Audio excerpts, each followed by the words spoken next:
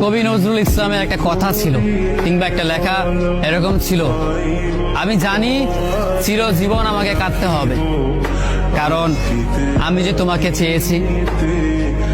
আসলেই আমি যে তাকে চেয়েছি এই জন্য আমাকে সারা জীবন কাটতে হবে, কারণ আমি তাকে কোনোদিন পাবো না, আর পাইনি বলেই আমার কান্না করতে হয়। তাকে আমি প্রচন্ড ভালোবাসি বলেই আমার কান্নাটা আসে, তাকে আমি আমার করে পাইনি বলেই আমার কষ্টটা হয়। কবি নজরুল ইসলামের লেখাটা খুব দারুণ ছিল।